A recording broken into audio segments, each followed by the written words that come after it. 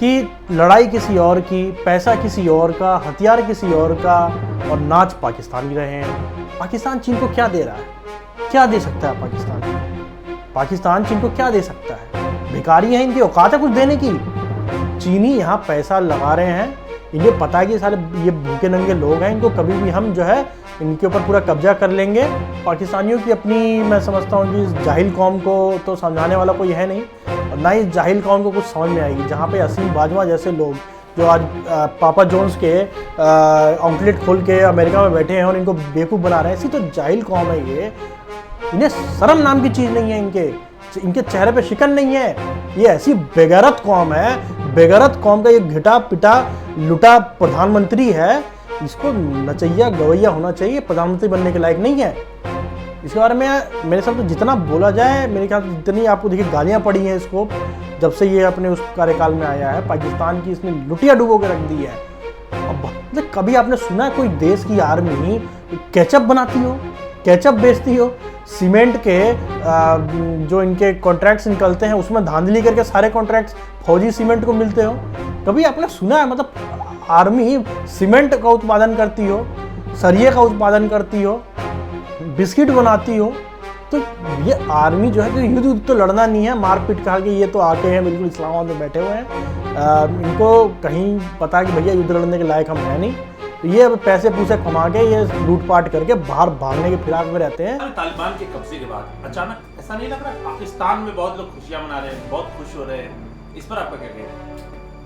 आशुतोष, आपने कभी वो सुना होगा बेगानी शादी में अब्दुल्ला दीवाना? तो ये जो पाकिस्तानी है फटीचरों की ये हालत है इस समय कि अपना तो कुछ लेना देना है नहीं इनको, ठीक है, अपने तो जो इनके हाल पिटे चल रहे हैं उस पर चले जा रहे हैं ये लोग। लेकिन अफगानिस्तान में तालिबान आ गया है, उनकी इनको बहुत खुशी है।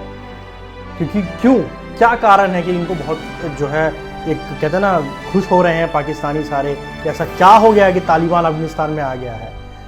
इनको ये लगता है आशुतोष, दरअसल बात ये है कि पाकिस्तानियों को ना एक जो ख्वाब है, कहते ना कि बड़ा अरसे से इनका एक ख्वाब चल रहा है कि कश्मीर जो है वो हमारी सरहद है। इन्होंने युद्ध लड़ लिया, जंगें लड़ ली, खाना जंगी कर ली, सारे हर तरह की हरकत कर ली, आतंकवाद करके देख लिया, इनको कश्मीर तो मिला नहीं। अब इन्हें ये लगता है कि किसी तरीके से अगर तालिबान अफगानिस्तान पे काबिज हो गया है तो वो इनको कश्मीर लेके देगा। क्योंकि इनको क्या है ना कि देखिए आशुतोष, अपना तो इनका कुछ है नहीं, अपने इनकी बूते की बात है नहीं कि ये कुछ कर सके। इनको अपने यहाँ सड़कें बनानी है तो इनको चीनी चाहिए, चीनियों की मदद लेनी होती है।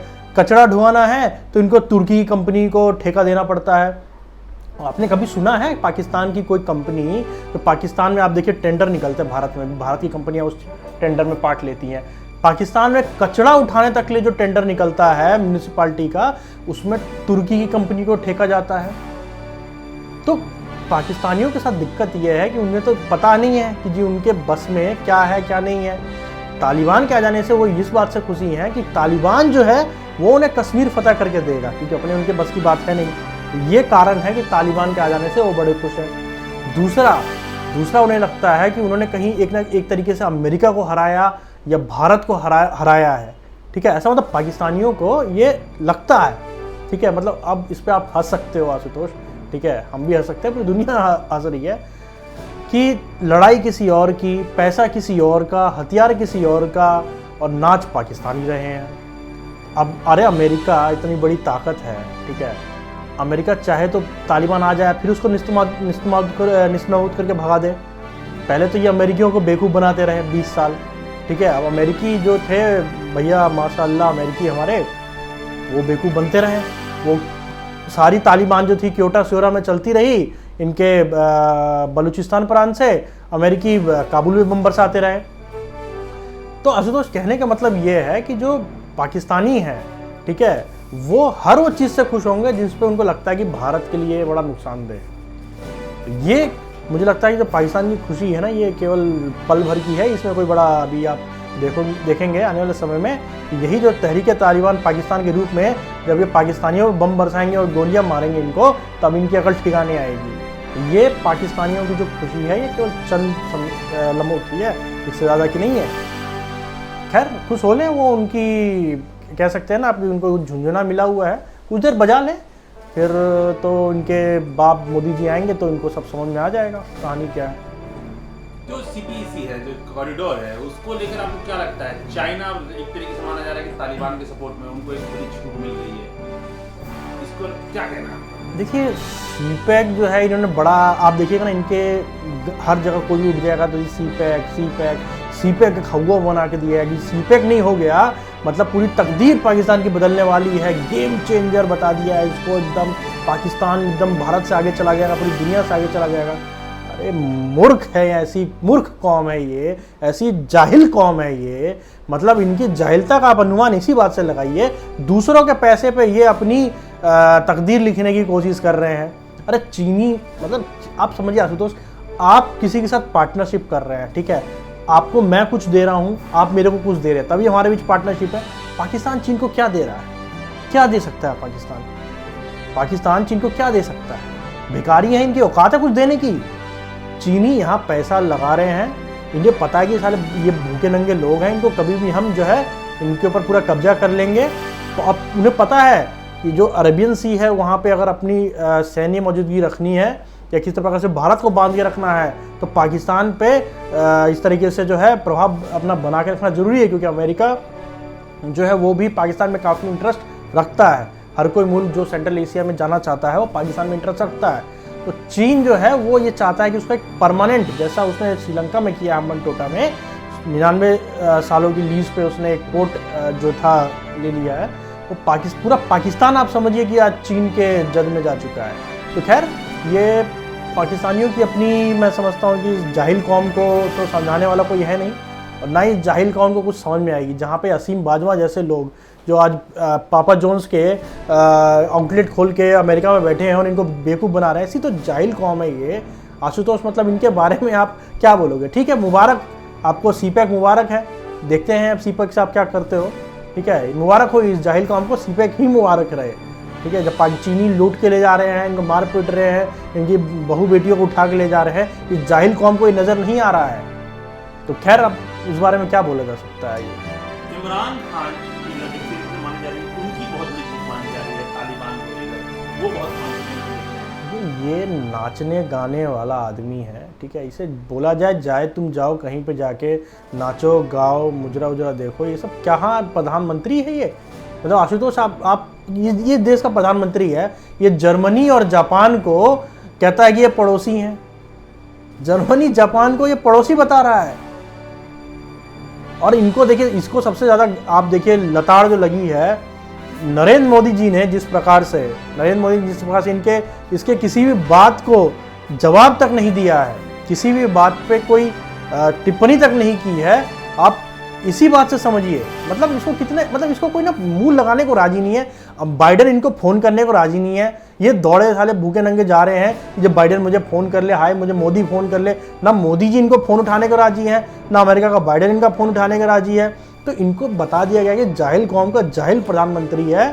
ठीक है, इसको कोई मुंह लगाने की आज की डेट में राजी। चीन का अपना मसला है, चीन ने पाकिस्तान को खाई, चीन का पाकिस्तान जो है आज की डेट में एक नौकर है, उससे ज़्यादा कुछ नहीं, उसका वो गुलाम है। जो थोड़ी बहुत इज्जत थी इसकी, वो भी इसने जो तालिबान के आने के बाद जिस तरह की बयानबाजी की है इमरान खान ने, आप देखिए आशुतोष किस प्रकार के बयान दिए हैं, गुलामी की जंजीरें तोड़कर। मतलब आप, अरे भैया कोई आप इन्हें समझाओ जाके, इन्हें कोई अफगानिस्तान भेजे, जाके बताएंगे आप इन्हें, आप अफगानी इनको गुलामी की जंजीरें तोड़ के क्या होता है। जब इनके गले में पट्टे डालेंगे तालिबानी या अफगानी, तब इनको समझ में आएगा गुलामी की जंजीरें तोड़ के कौन आज़ाद हुआ है और किसके गले गुलामी की जंजीरें पड़ी हैं। ये अफगानी बेचारे मारे गए हैं, इनकी सारी तालिबानियों का हथियार दे के, जिस प्रकार से इतने अफगानी मराए, कोई भूलने वाला है क्या? इन्हें शर्म नाम की चीज़ नहीं है, इनके चेहरे पर शिकन नहीं है। ये ऐसी बेगैरत कौम है, बेगैरत कौम का ये घिटा पिटा लुटा प्रधानमंत्री है। इसको नचैया गवैया होना चाहिए, प्रधानमंत्री बनने के लायक नहीं है। इसके बारे में मेरे हिसाब से जितना बोला जाए, मेरे ख्याल से जितनी आपको देखिए गालियाँ पड़ी हैं इसको, जब से ये अपने उस कार्यकाल में आया है, पाकिस्तान की इसने लुटिया डुबो के रख दी है। अब भारत में तो देखिए इसको मुँह लगाने के राजी नहीं है।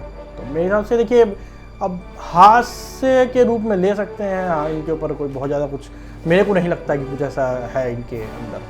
सीपैक से अचानक जनरल बाजवा को हटा दिया गया है, आपको क्या लगता है वो आईएसआई के साथ मिलकर कुछ बड़ी स्ट्रैटेजी रच रहे हैं कश्मीर के खिलाफ, इंडिया के? देखिए जनरल बाजवा जो है, ये कमर असीम बाजवा, इनकी औकात नहीं है आशुतोष, मैं आपको बता दूं। ये वही पिज्जे खाएं जाके पापा जॉन्स के, पैसे वैसे लाएं। ये सीपेक अथॉरिटी बना के इमरान खान ने अपने गले पे जो था एक पट्टा ले लिया है। अब जो इनकी बिल्कुल खुल के चीज़ें सामने आई है। और सिर्फ पापा जॉन्स की बात नहीं है, इन्होंने सीपेक में भी करोड़ों रुपए की जो है घपलेबाजी की है। आपका सीपेक में देखिए इन्होंने एक सीक्रेसी के नाम पे जी कि सीपेक पे आप सवाल ना करो, कौन सा लोन कितने इंटरेस्ट रेट पे मिला है आप ना पूछो, क्योंकि भैया सीपेक है, देश का सुरक्षा का मसला है।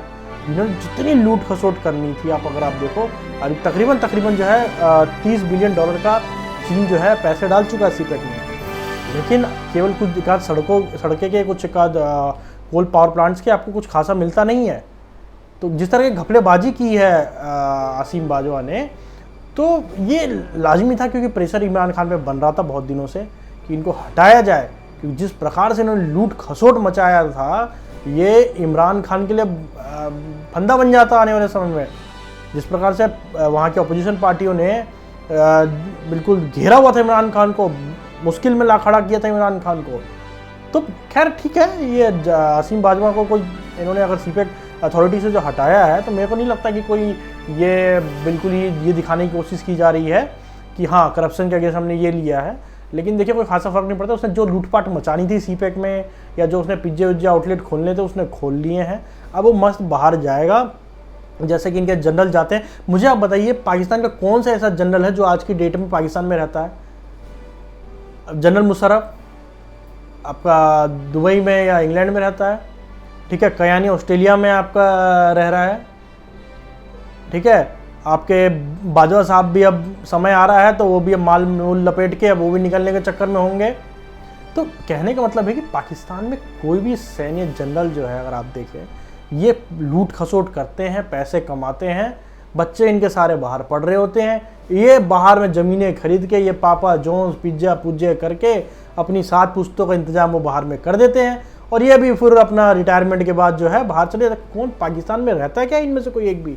कौन सा serving army general, retired army general जो आप दिखा दे पिछला, जो आपको 10-20 साल 25 साल का आपको याद हो? भारत में तो आप देखिएगा बेचारों के पास अभी रिटायरमेंट के बाद कोई पूछता नहीं है। कहीं गुड़गांव उड़गांव में आप देखिएगा जाकर डुप्लेक्स लेके या छोटा मोटा फ्लैट लेके बेचारे रह रहे होते हैं। नहीं तो नोएडा नूडू में जिसको पहले कोई ज़मीन वमीन होगी वहाँ जो रह गए तो रह गए, नहीं तो आप देखिए वरना कुछ नहीं है। तो कहने का मतलब यह है कि ये बिल्कुल लूट खसोट की एक फैक्ट्री चली है। पाकिस्तान की सेना क्या है आप देखिए, फौजी सीमेंट, फौजी खादी, ये फौजी खाना, ये फौजी केचप। मतलब कभी आपने सुना है कोई देश की आर्मी केचप बनाती हो, केचप बेचती हो? सीमेंट के जो इनके कॉन्ट्रैक्ट्स निकलते हैं उसमें धांधली करके सारे कॉन्ट्रैक्ट्स फौजी सीमेंट को मिलते हो? कभी आपने सुना है मतलब आर्मी सीमेंट का उत्पादन करती हो, सरिये का उत्पादन करती हो, बिस्किट बनाती हो? तो ये आर्मी जो है कि युद्ध तो लड़ना नहीं है, मारपीट कहा कि ये तो आके हैं बिल्कुल इस्लामाबाद में बैठे हुए हैं, इनको कहीं पता है कि भैया युद्ध लड़ने के लायक हम हैं नहीं। तो ये पैसे पूसे कमा के ये लूटपाट करके बाहर भागने के फिराक में रहते हैं। तो ये बाजवा भी भागेगा, बाजवा भी भागेगा। ऐसा आपको बाजवा जो इस्लामाबाद में नहीं आपको मिलेगा, बाजवा भी पैसे पूसे लूट के। ये बाजवा देखिए अब जो सलीम बाजवा जो है, ये बड़े भाई बाजवा जो है, दोनों भाई मिलके लूट रहे हैं। अब बाजवा जो है पैसे वैसे लेके अभी फरार होने की स्थिति में है। ये भी ये रिटायर होंगे आपके कमर बाजवा, ये भी आप देखेंगे आपकी अमेरिका में या लंदन में कहीं भीख मांगते हुए नजर आएंगे आपको। तो कहानी यही है, पाकिस्तान जो है वो एक देश के रूप में फेल हुआ स्टेट है। और भारत पे वो चिल्लाते रहें, देखिए कोई फ़र्क नहीं पड़ता है उन्हें। एक बात समझना होगा कि यहाँ इस देश में अब कोई पुरानी सरकार उस तरीके की नहीं है जो उनके नखरों को बर्दाश्त करेगी। मोदी जी हैं, मोदी जी ने इनके साथ पिछले 6 साल में जिस तरीके बर्ताव किया है, इनके फ़ोन नहीं उठाए हैं, इनकी बातों को नहीं सुना है, इनको बिल्कुल धुतकार दिया है, तो ये उसी के लायक है आशुतोष। अब बिल्कुल ठीक इनके साथ किया गया है। ये मैं कहना चाहता हूँ हर पाकिस्तानी भाइयों से, देखिए आपसे हमारी कोई दुश्मनी नहीं है, लेकिन जो आपकी ये सेना और ये ISI है इनको हम ठोकेंगे और घर में घुस के ठोकेंगे। तो मैं यही कहना चाहता हूँ आशुतोष कि अब भारत को इनको सबक सिखाने का टाइम आ गया है। बहुत सारे लोग ये मान रहे हैं अफगानिस्तान में जिस तरीके से तालिबान कब्जा कर लिया है, इसे प्रधानमंत्री मोदी की हार के तौर पर देख रहे हैं। पाकिस्तान में भी बहुत सारे लोग मान रहे हैं मोदी हार गया, मोदी देखिए डर गया है। पाकिस्तानियों को ना एक कुछ चूरन चाहिए कि वो मतलब कहता है ना जिसको आशुतोष चाट है और नशे में रहें और वो बिल्कुल कहता है ना जिसको एकदम हाई रहे। अब मोदी की कैसे हार हो सकती है भाई? तब अफगानिस्तान में तालिबान आ गया तो मोदी की कैसे हार है? जरा कोई बताए। मतलब बेसर पैर की बातें हैं, कुछ लेना देना नहीं है। 6 साल में मोदी से पिटते रहे हैं। मोदी इनकी जब देखो तब इनकी बजाता रहा है। कभी एयर स्ट्राइक करी, कभी सर्जिकल स्ट्राइक करी, कई सारे स्ट्राइक करके जो है इनको बिल्कुल एकदम कहीं का छोड़ा नहीं है। कोई इज्जत इनकी है नहीं, ऐसी बेगैरत कौम है ये। तो आशुतोष मैं वही कहना चाह रहा हूँ कि देखिए ये बात मोदी की हार की नहीं है। ये तो चलिए जो मर्जी ये गाते रहें, इनको गाने दिया जाए। फ़र्क यही है, देखिए भारत अपना काम कर रहा है, मोदी जी अपना काम कर रहे हैं। जरूरत पड़ी तो फिर एक सर्जिकल स्ट्राइक होगी। और इन्होंने कोई हरकत करी तो मैं बताना चाहूँगा इस बार एयर स्ट्राइक जो है तो कुछ मिनटों की नहीं होगी, पूरी की पूरी स्ट्राइक होगी। लैंड एयर जहाँ से स्ट्राइक हो सकती है। फिर इनको समझ में आएगा कि मोदी जी से पंगा लेने का नतीजा क्या हो सकता है। तो मैं पाकिस्तानी भाई से कहना चाहता हूँ मोदी जी से पंगा नहीं लो, पाकिस्तान जो है फिर वो टिकेगा नहीं।